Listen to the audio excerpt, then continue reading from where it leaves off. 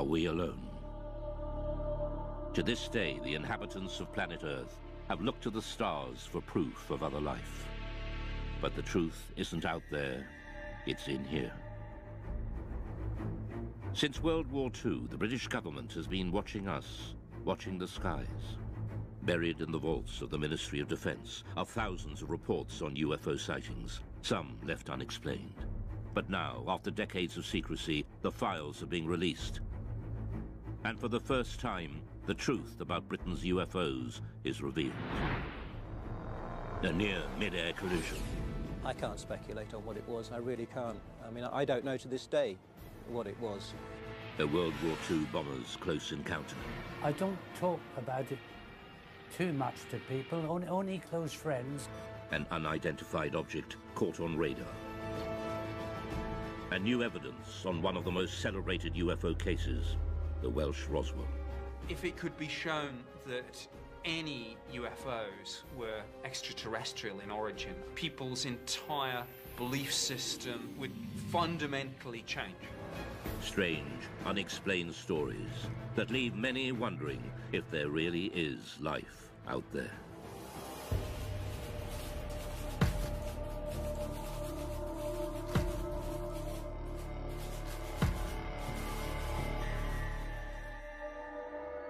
What are three popular word searches on the internet? Perhaps the first two are no surprise.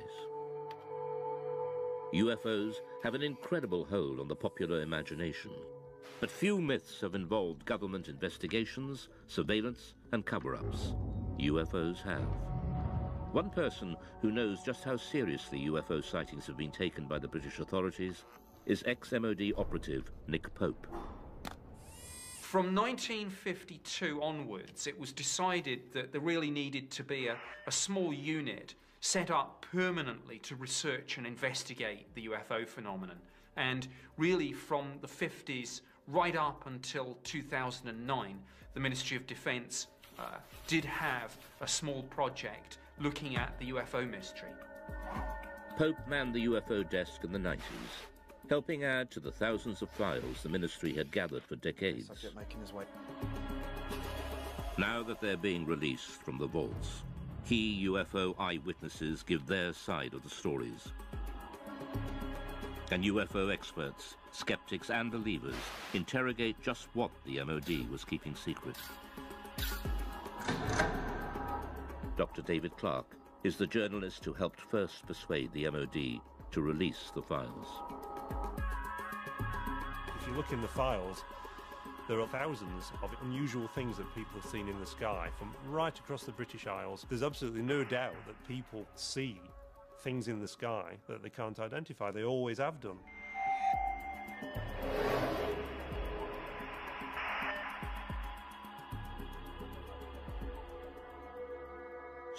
January 1995.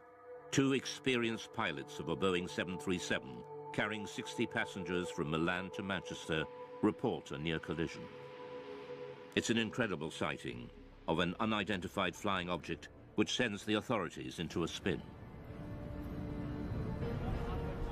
In the Ministry of Defence files, there are quite a number of incidents involving near misses between civil aircraft and unidentified flying objects. The most impressive of all was a report that was made by the crew of a British Airways 737. Speedbird 5061, overhead Pennines, 9 miles. They were just about to enter this cloud bank, quite a clear sky, good sort of vision. Suddenly the first officer said he saw this object coming towards him like an illuminated Christmas tree.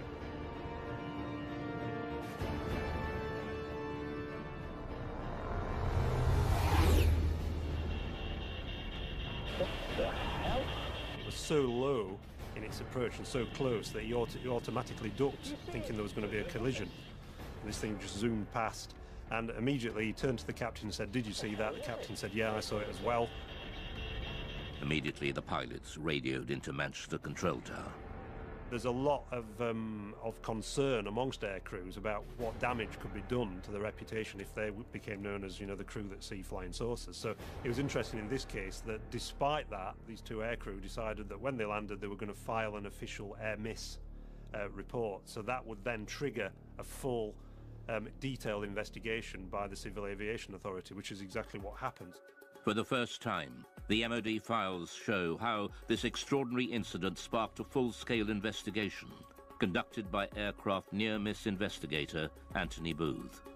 Well, it was unusual for a start because it was the only one in my memory in 7 years of working in that particular department that I'd actually dealt with something like this.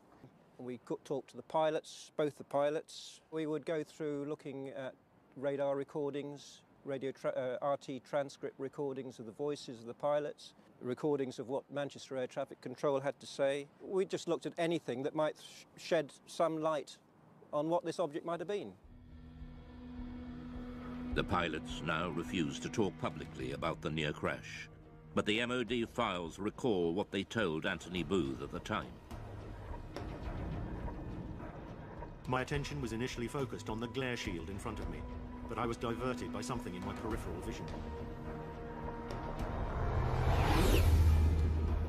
The object had a number of small white lights, rather like a Christmas tree. The high speed of the object, although unable to estimate its distance, it was very close.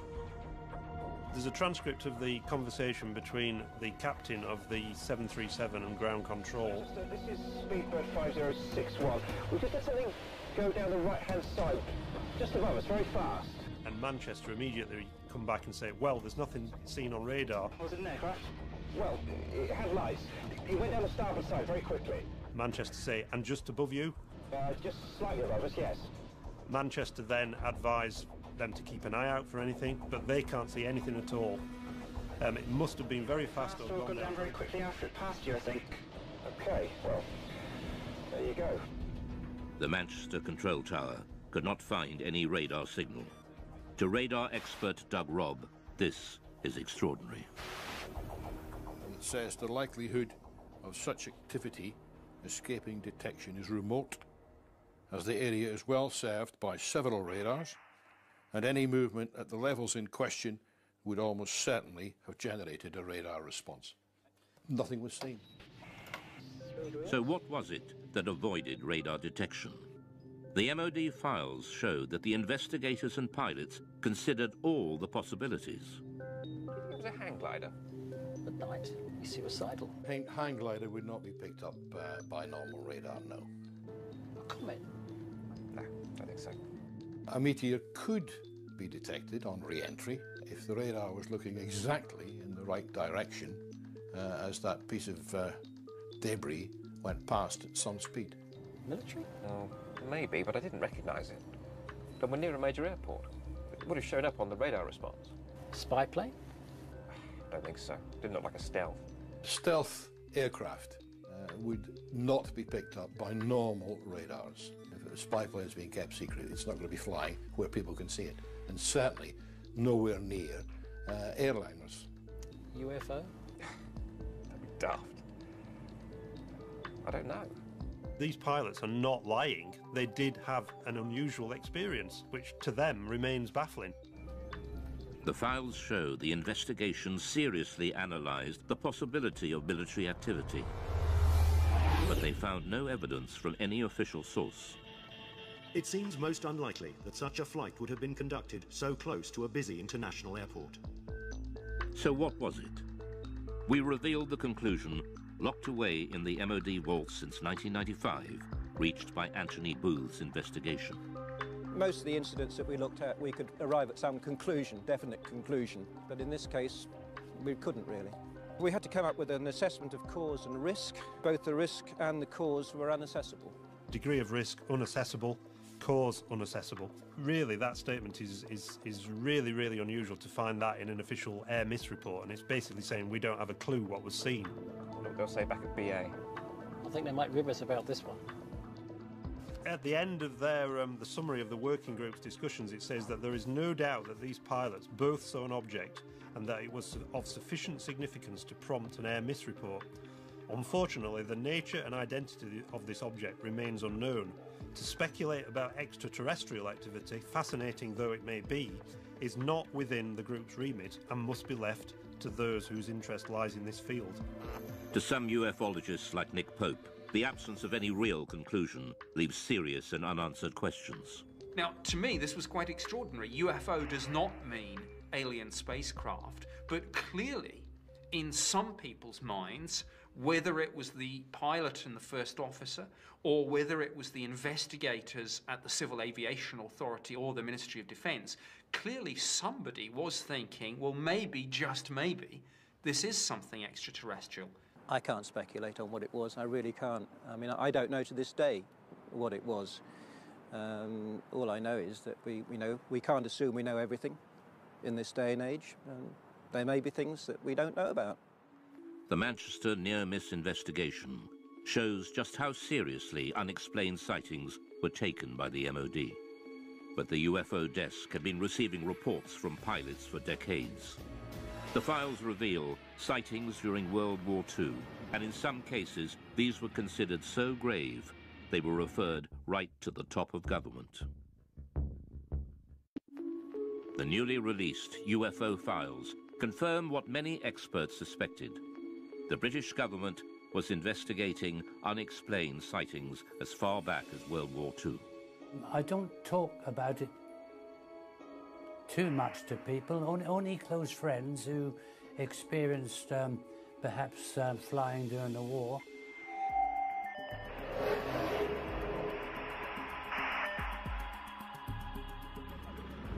Spring 1944. Britain was engaged in heavy bombing raids over Germany.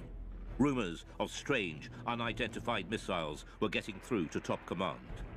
Considered a threat to public morale, the MOD files reveal that the order to keep them secret came right from the top. Sightings such as the one seen by gunner Bernard Dye. Now I have here a personal wartime diary. I'll read you an entry which I wrote on the 26th of April. Operation Essen. 300 aircraft raided Essen. Dye then recorded the most extraordinary sight. By unidentified objects, which I describe as just red balls of fire.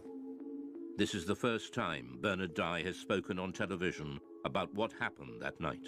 We left the target area and we were heading back towards Mildenhall, our base. We were heading across France. Everything appeared to be peaceful. Suddenly I saw 3 balls of fire coming up from below and reported this to our pilot, Arthur Horton, on the intercom. A few seconds afterwards, the rear gunner, Brian Harper, he observed 2 more red balls of fire. Immediately, Arthur was a bit perturbed, and were they fighters? No, not fighters, Arthur, just balls of fire coming towards us.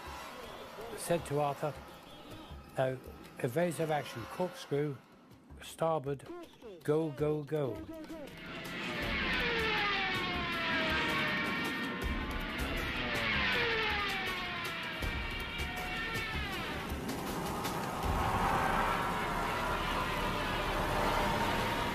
We travelled over 300 miles per hour. The aircraft was shaking like a leaf, and still they were following. The pilot was getting worried about burning the engines up. Engineer, Dave, what about the engines? Never mind the engines, skipper. Keep going, or something to that effect. The words were rather rude. It certainly gave me and the crew the willies to see them. After a short distance, these 5 red objects, they just got slower, and the red lights disappeared into the blackness below, and we got safely home. Well, when we got back to Mildenhall, our base, each crew is interrogated by intelligence officers, and they just laughed at us. And this upset the pilot, and, he said, you wouldn't bloody well have been laughing if you'd have been sitting with us in the aircraft. What did gunner Bernard Dye think they were? Didn't know what to think, but I thought they were just a new weapon that the Germans had invented. Bernard Dye was not alone. Other World War II aircrew had also reported unexplained sightings, and we now know that at least one of these reports was suppressed, and the order to do so came right from the top. Wartime Prime Minister Winston Churchill was so terrified the report would leak out, he ordered a 50-year blackout. Mr. Churchill declared that the UFO incident should be immediately classified for at least 50 years, and its status reviewed by a future Prime Minister. Churchill's order referred specifically to a late World War II sighting made by a British aircrew returning from a reconnaissance mission over Germany. The files record, "My grandfather was present during a debate about an unexpected incident experienced by an RAF bomber crew. The MOD files show that the story originates from the grandson of Churchill's bodyguard, who had been present at an urgent meeting between the Prime Minister and the US commander of the Allied forces, General Eisenhower, who discussed the incident together.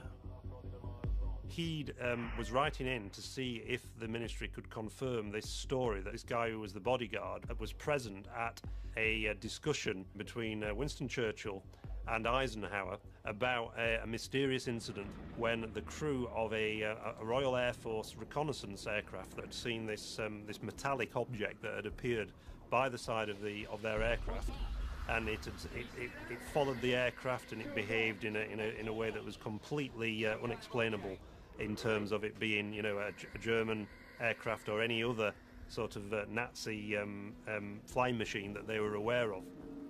A leading aircraft expert was also at the meeting. He dismissed any possibility that it could be a missile, since a missile could not suddenly match its speed with a slower aircraft and then accelerate again. Churchill was determined this would go no further. Another person at the meeting raised the possibility of an unidentified flying object, at which point Mr. Churchill declared that the incident should be immediately classified. But the file goes further.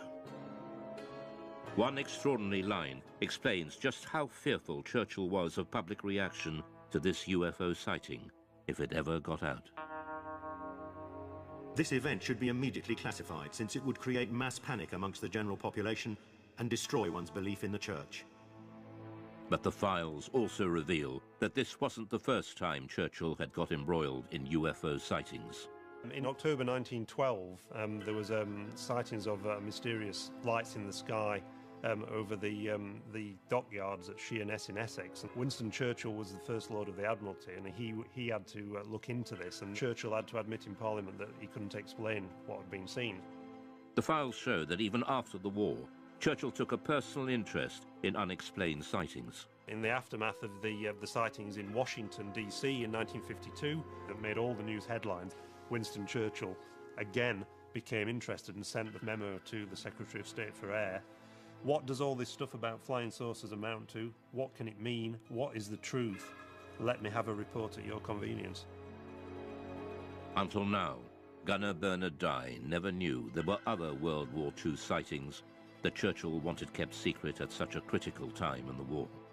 We showed him the newly released MOD file on Churchill. But after reading this report, it sounds, you know, really identical to what we witnessed and saw that night.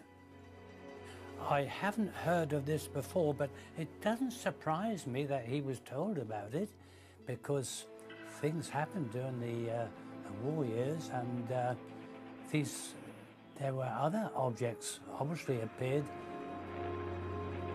It's interesting that during the 1940s there were a very large number of sightings reported by aircrew, and there are various Royal Air Force files at the National Archives that detail some of these reports, rocket phenomena they were described as, but they were never able to explain them. And at the end of the war, when they debriefed some of the Luftwaffe pilots, they said that they'd seen very similar things themselves, and they thought they were Allied secret weapons. So is there an explanation as to what the aircrew saw? Dave Clark has his own theory. They just thought that it was a combination of misperception on part of the aircrew. They were expecting enemy action because they were so charged up on adrenaline. UFO or not, the files show that the World War II leaders were desperate to keep such sightings away from the public. The next file reveals how, even decades later, the government was still panicking about UFOs.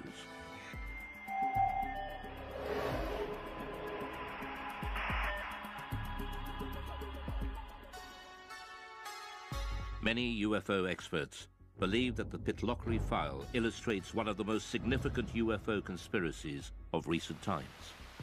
It involves photographs of an unidentified object captured flying over a remote Scottish valley. The photos were sent to the MOD, but mysteriously went missing. Journalist Mark Pilkington has spent years trying to track down these UFO images. The Pitlochry photographs in the MOD files date back to the 4th of August 1990, when two witnesses on the A9 near Calvine, near Pitlochry, allegedly saw a large diamond-shaped craft hovering in the air for about 10 minutes and took 6 photographs of it. And the object that they claimed to have seen was accompanied by 2 aircraft, which the MOD later identified as Harriers. The photographer has never been identified. He sent the 6 photographs to the Scottish Daily Record newspaper. The paper never ran the story. Instead, they referred them to the MOD for investigation. The Ministry of Defence took their own copies of the photographs, which have since disappeared. They, according to the files, sent the original negatives back to the Scottish Daily Record, which inexplicably never ran a story on the subject and never published the photographs, and presumably returned them to the 2 men whose names have been removed from the file, so we can't ask the 2 men. So mystery piled upon mystery. All that remains in the files is a photocopy of the alleged photographs. UFologists later mocked up this photo of what was seen. But Nick Pope dealt with the original photos and file when he worked behind the MOD desk. Both the Defence Intelligence Staff and the Joint Air Reconnaissance Intelligence Centre analysed this very carefully, and the consensus was clear on this. This was a real object. It was maybe 25, 30 metres in diameter. I sat down with my opposite number from the Defence Intelligence Staff at a briefing about UFOs. We discussed this photograph extensively. This was something that was of defence interest because clearly it could do something that we couldn't, and we wanted that technology. The MOD was determined to play down the incident. There's an interesting briefing by the Ministry of Defence press office on defensive lines to take if these photographs made it into the newspapers, and they were asked questions about this. And there's a list that basically says that we have looked at the photographs and no definitive conclusions have been reached regarding the large diamond-shaped object. And if they were pressed by the media, they were told to say all sighting reports received by the Ministry are referred to the staff in the departments which are responsible for the air defence of the UK. During his time with the Ministry, Pope had a blown-up copy of the photograph on his office wall until it was personally taken down by his superior. One suggestion was that this was a secret prototype American spy plane. My head of division convinced himself that this probably was some secret aircraft or drone, and he ordered that this be removed. We know from the files that there was a lot of internal discussion about, were the Americans flying this incredible spy plane, and if so, why had they not asked for permission, for this thing to fly through British airspace? Journalist Mark Pilkington believes that events at the time could well have influenced what people thought they had seen.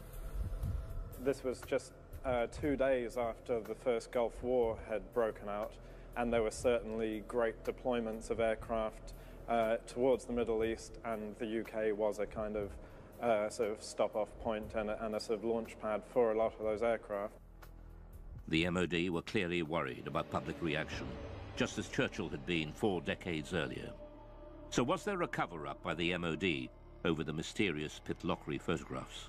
There's a possibility that the Ministry of Defence destroyed these images, possibly because they thought that they were some American spy plane that they'd rather we didn't know about, or maybe if this thing genuinely remained unexplained because we simply didn't want the embarrassment of saying that there might be things in our airspace with speeds and manoeuvres that exceed everything that we've got and yet which remain unexplained. However, all we're basing this on, we should make clear, is a very grainy, fuzzy black and white image that, for all I know, could have been drawn by a child with crayons. Mark Pilkington is still looking for the real Pitlochry photographs to find out just what did put Britain's defences to the test. But 6 years later, on Britain's east coast, another UFO sighting sparks off a full-scale military investigation and a direct challenge to the Secretary of State for Defence. In 1996, the Ministry of Defence was drawn into a serious breach of UK defences by a UFO over East Anglia. MOD files reveal it not only involved the police, Coast Guard and RAF, but a call to the Defence Secretary to scramble jet fighters. I'm very concerned about an incident that occurred off the East Anglian coast recently involving a visual unidentified flying craft sighting that was correlated by various different military radar systems. Why weren't our jets scrambled? It was one of the biggest UFO scares ever. And it all started one quiet October night on the East Coast.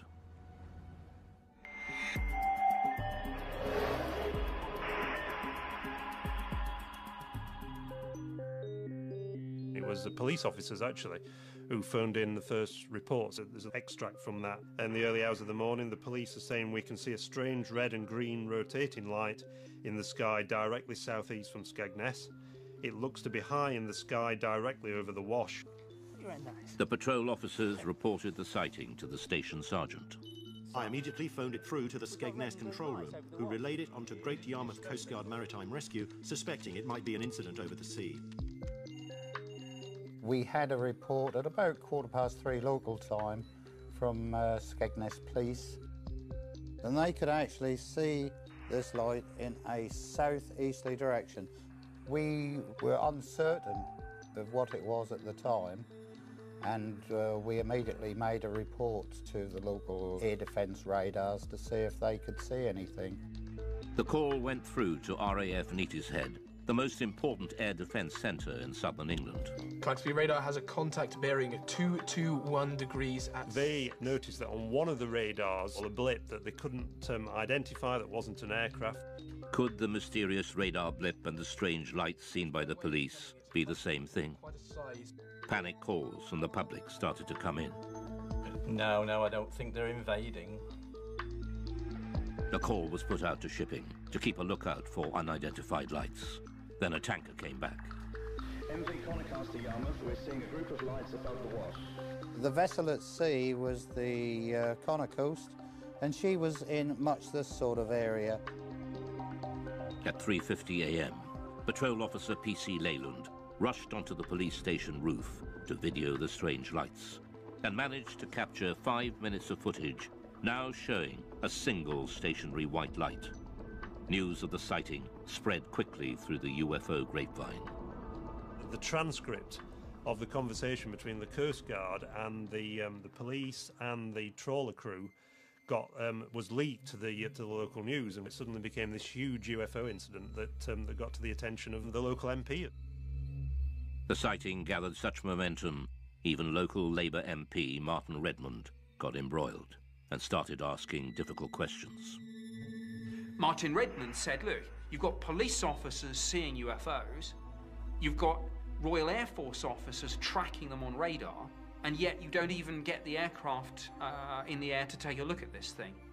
Here's a copy of the letter that Martin Redmond MP sent to the Right Honourable Michael Portillo, Secretary of State for Defence, and he says, I am very concerned about an incident that occurred off the East Anglian coast recently involving a visual unidentified flying craft sighting which was correlated by various different military radar systems. While I'm interested in finding out what was seen, my primary concern stems from the absolute shambles that such an event seemed to cause. So he's really sort of having a go at the Ministry of Defence and saying, you know, why didn't you react to this? What are the RAF doing? So this really stung the RAF. The files reveal a picture of chaos. The letter sparked off an MOD investigation to explain the RAF's resistance. Doug Robb was operations manager on the night We showed him the MOD findings. He wasn't surprised by the conclusions. This diagram is the radar plots over Boston on that night. And in summary, it shows that Claxby picked up the object, but it didn't move, and it was on land. And after investigation, it was decided that it was the church tower, the Boston Stump, as it's known. The files were certain this was the culprit. The church is known in aviation circles as the Boston Stump and appears occasionally on some radars in certain radar propagation conditions. They said that this was a completely separate phenomenon to the bright stationary lights that had been seen by the police from Boston and Skegness and by the tanker crew. The report concluded there was no justification to order the scramble of RAF fighters, much to the chagrin of the local MP, Martin Redmond. You'd scramble for a high-speed incoming aircraft 200 miles away, but you're not going to scramble aircraft for a fixed object on land. I mean, what's the threat? If what the radar picked up was indeed a church, what then were the mysterious lights seen by the police and the tanker crew? The MOD scrutinized the police video footage. It suggests a distant celestial source. The MOD sent the footage onto the Royal Greenwich Observatory for analysis. Their report has been kept buried since 1996 in the MOD files. UFO and astronomy expert Ian Ridpath was shown their conclusions and the police video. If you look at the police video, you can see it's just a bright dot of light just sitting there, not appearing to do anything. So, to me, this shows that even the most impeccable witnesses can actually make what is really a basic mistake, which is just misidentifying bright celestial objects. Well, the most common culprit is the planet Venus. In fact, it's called the Queen of the UFOs, and this is because it's the brightest object in the night sky after the sun and the moon, which could have been what the police were seeing. He also believes there's an explanation for the colors of the lights. When the camera zooms in, very often the camera will completely lose focus, and you can actually see some odd shape to the light, which is actually the diaphragm of the camera. But this doesn't explain what the tanker crew observed. The MOD investigation found that they saw a light coming from a different direction to Venus, and they were baffled. These lights remain unexplained. But expert Ian Ridpath believes there is an answer. The object that the tanker saw to the north, I think, was another bright star called Vega, which is also just appearing to twinkle and flash multicolored lights. UFO expert and skeptic Dave Clark believes there is a reason why this escalated into such a major incident. This happened in 1996, which was the very height of the popularity of the X-Files series on TV. It was the biggest sort of year, the 1996-97, in terms of number of reports they received since 1978. So is this case closed for East Anglia? Or will more mystery emerge, just as it has, with one of Britain's most celebrated cases that refuses to go away, the Welsh Roswell?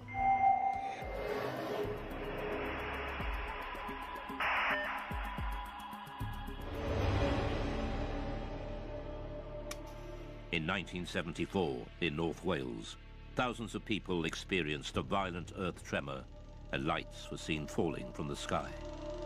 Some ufologists believe a UFO crashed, and there's been a cover-up ever since of the Welsh Roswell. Oh, a heck of a bang, yes. Oh, yes, it's like a tremor it was in the house, shook the houses. We are in new houses. And it seemed to come right on top of their head until the house is coming down. There were lights coming from the top of the mountain, just up over there. 24th of January 1974 at 21:50 GMT.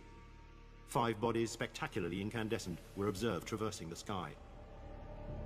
New information has been revealed that opens the mystery further.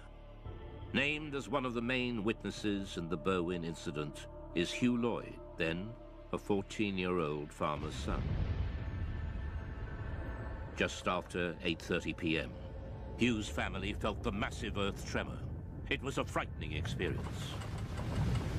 Almost 40 years on, Hugh still remembers that day as if it were yesterday. It was like this thud, and straight away the whole place started shaking very violently. The light flickered and the lights in the picture on television, snow on the screen. But we were all frightened. We didn't have a clue what it was. And Enoch said it must be an explosion. And then the phone started ringing. Hello? Like neighbours, phoning to ask, did you feel that? And then roughly about 20 minutes, there was a knock on the door. And there was a police officer there. And he said, we've had reports there's a plane crash that's come down on the Berwyn, and we'd like to commandeer your Land Rover to go up there. Me being 14, I said, well, Enoch, you better drive it.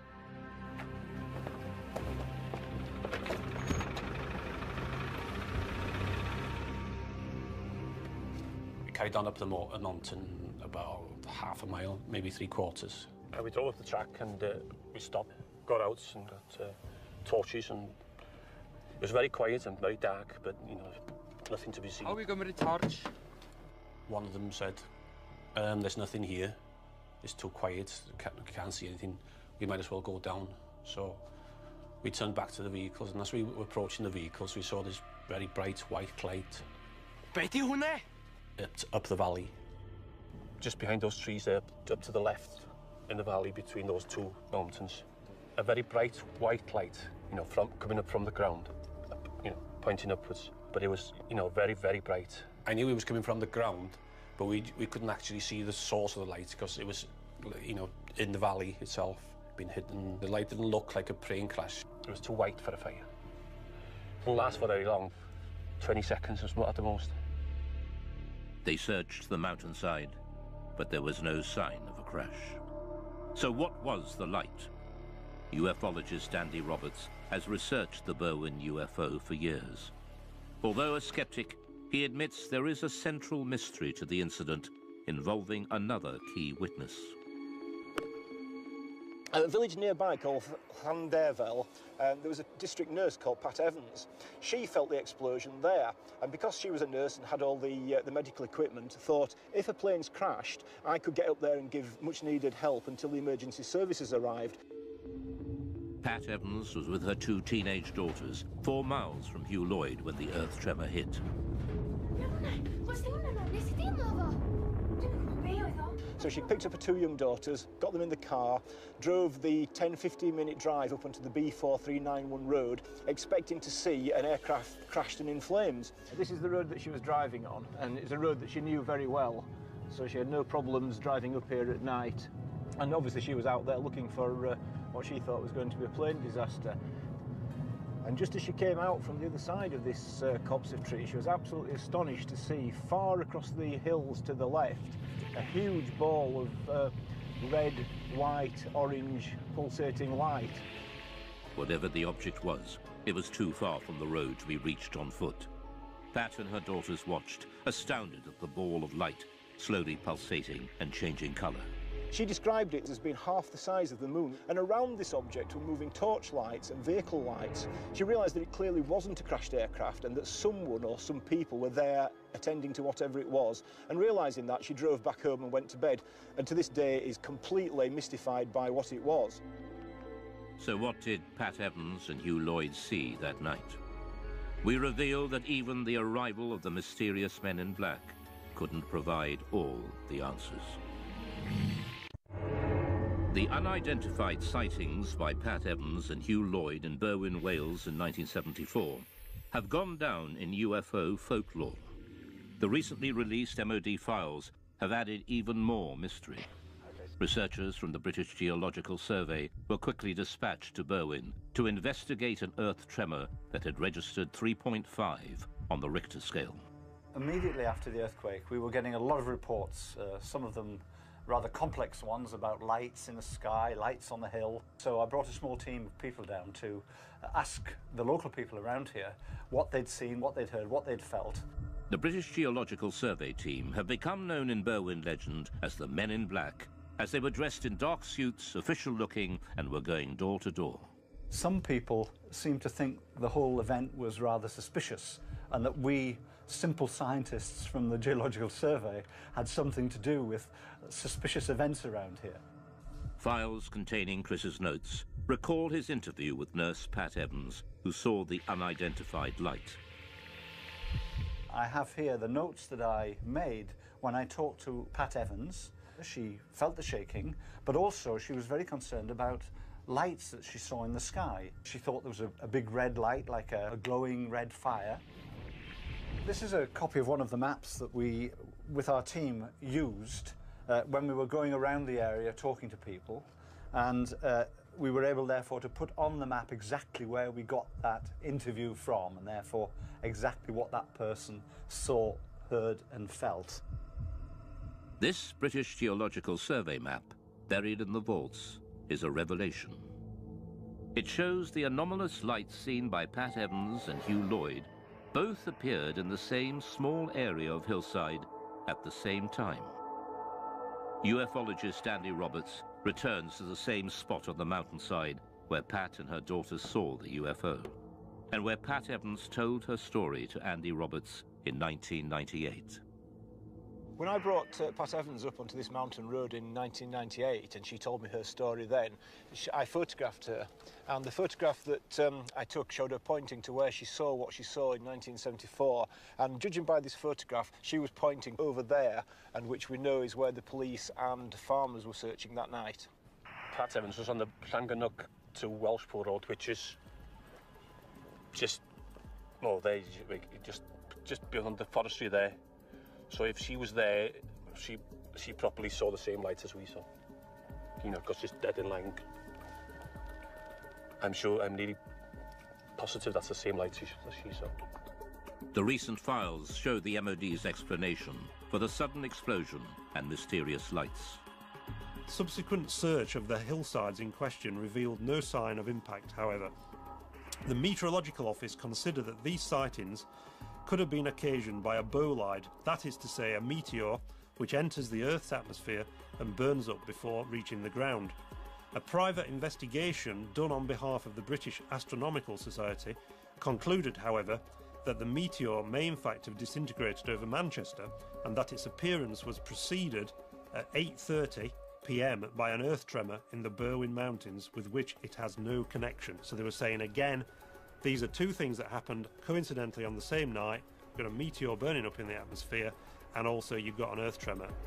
So is this incredible coincidence, two separate natural phenomena, a meteor shower and an earthquake happening simultaneously, in itself a complete answer to the mystery? Many UFO believers think not. They believe the files failed to answer the big question, what was the source of light Pat Evans and Hugh Lloyd saw on the ground? So what Pat saw is an absolute mystery. I don't think it's a UFO for a minute, although it is an unidentified something. It appeared to be on the ground, and if anything it's an unidentified grounded object. But it's a mystery. So in and amongst all the hype about aliens and extraterrestrial crashing, in amongst the truth and the fact about an earthquake and bowline meteors, what we have is a mysterious sighting of a stationary, large, glowing object on the ground for at least 10 minutes. So is this case closed for Berwyn? There are still many unanswered questions. The Berwyn Mountain incident is, I think in many people's minds, it's not case closed. Some people believe that the release of these files is itself disinformation, and that the Ministry of Defence is still covering up some great secret truth about UFOs. The MOD has agreed to release all the UFO files over time. But will all the secrets be revealed? It seems that the public is not ready to give up believing just yet. For some people, UFOs are with us for a long time to come. Well, until the real ones show up. Some people suggest that this drip feeding of information to the public about UFOs is getting people ready for the day when it is announced that actually these things are real. Things are real. Things are real. Things are real.